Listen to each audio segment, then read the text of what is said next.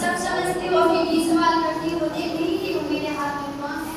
मैं तो तुम्हें दूसरे ख्याल वालों में से समझी। क्या मतलब? मैं समझी नहीं। अरे बहन, ये तालीम के पुराने ख्याल किए, तुम देखती नहीं वो दुनिया कहाँ से कहाँ चली गई। आखिर तुम कहना क्या चाहती हो?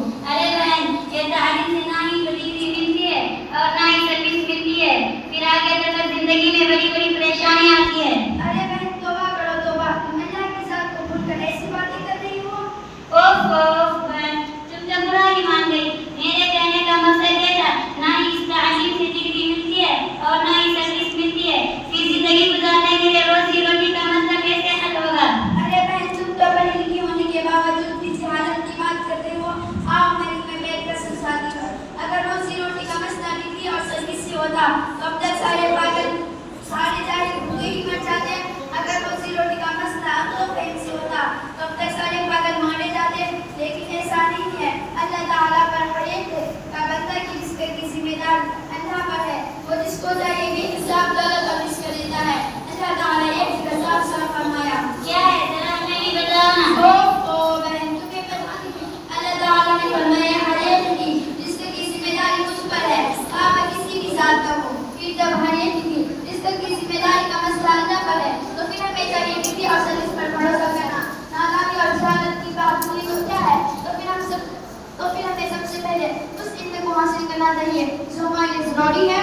तो क्या इल्म दीन हासिल करना सबके लिए जरूरी है?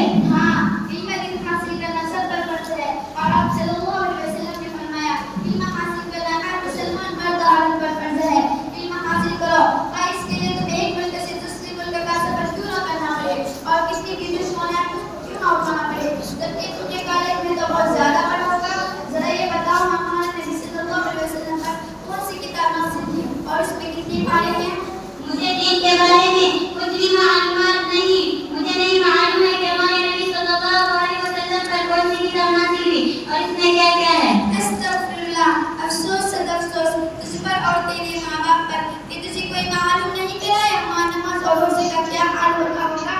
पता है हमारे नबी सल्लल्लाहु अलैहि वसल्लम पर कौन शरीफ नाज़िल हुई?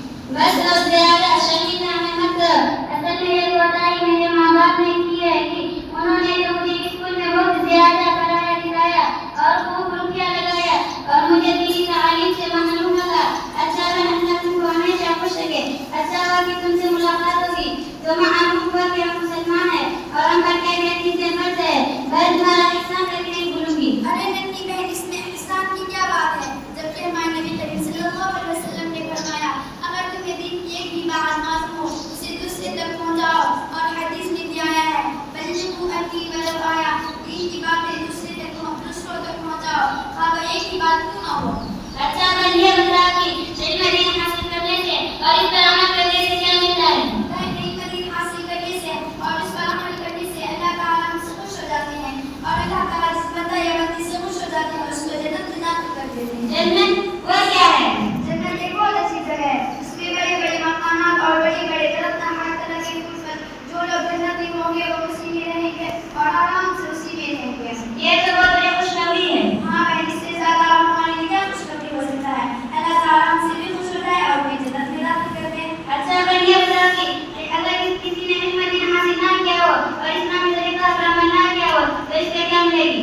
बहन जिसने भी इल्म दीन हासिल ना किया हो और इस्लामी तरीका पर अमल ना किया हो अल्लाह ताला उसको जहन्नम में डाल देंगे। जहन्नम वो क्या है? जहन्नम एक बहुत बुरी जगह है, अल्लाह ताला दुश्मन की मुझ से बचाए। वो ऐसी बुरी जगह जरा हमें बताओ ना। जहन्नम जो है उसमें बड़े बड़े अजनहे और बड़े बड़े आंखों की लपटें और खून पीप होगा। जहन्नम में भी लोग होंगे उसी में रहेंगे और खून पीते रहेंगे। तो क्या